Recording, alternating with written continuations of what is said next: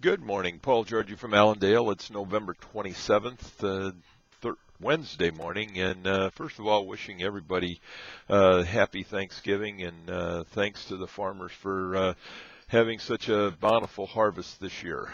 The markets are stronger. We've got the grain markets being led by the soybean complex again today, with the meal being the spotlight. December contract of soybean meal yesterday closed at new contract highs. We're up again this morning. That's providing support to the soybeans.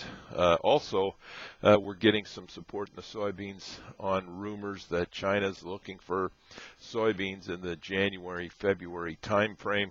That's a time right before the South American harvest begins. So that is providing some excitement here in the soybean complex. Also, there's strong seasonals that soybeans rally the day before Thanksgiving, with a 50-50 chance for rallying after Thanksgiving. So we're getting some momentum, I think, from for those reasons. Cash markets here in the U.S. CIF basis is slowed down some for both corn and soybeans at the Gulf right now. Other news that we're going to be looking for here today is the EIA data on ethanol production. It's anticipated that we should have some large crushing and ethanol production last week, as their margins were very much in the black, and that is expected to see some good usage of corn during that period. The other news, we've got wheat market strong. Wheat market is being led by several reasons. There's been some good tenders for wheat here this week. We've got Egypt looking for some wheat, and that's providing some support to the U.S. as U.S. wheat prices have become competitive around the world, and that is driving some of the strength in the wheat complex. Corn continues to struggle as far as news. We really don't have any positive or negative news in the corn market. It's kind of dragging along here. It's closer to the contract lows than anything at this point in time, because we're only 10 cents off of those lows. So talking to some ethanol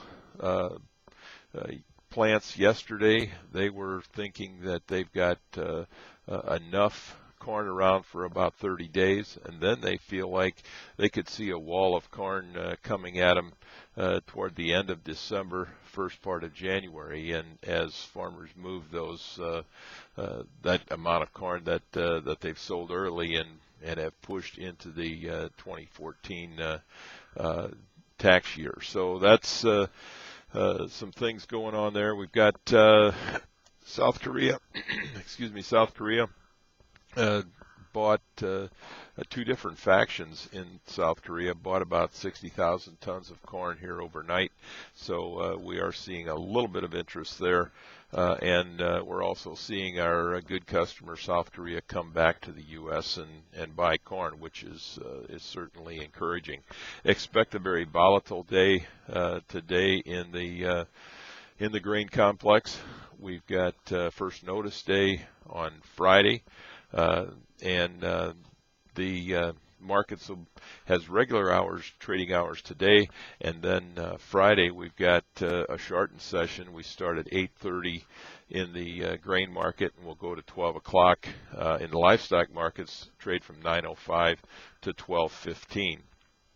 In the livestock trade, cash cattle are still at a standstill and waiting for some news there. The anticipation is that we will see cash cattle trade steady to higher this week, as packers need to put together enough inventory for a full work week next week.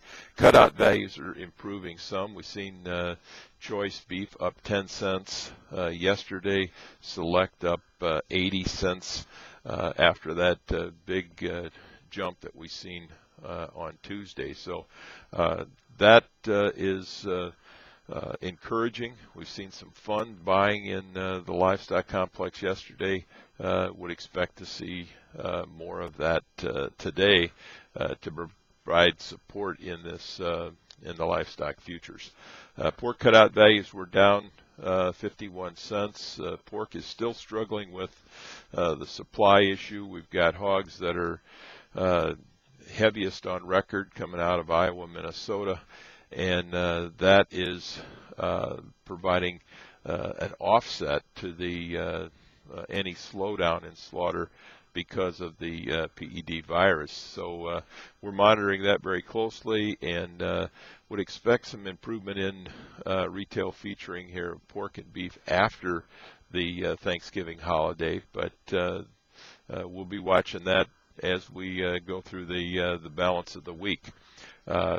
Just a reminder that the Allendale wake-up call will not be sent out on Friday morning, but we will have an update here on the morning coffee. So make sure you tune in for that. And if you got any questions, never hesitate to give us a call at 800-262-7538. We wish everybody a very happy Thanksgiving, a safe one. We'll talk to you on Friday morning. Thank you.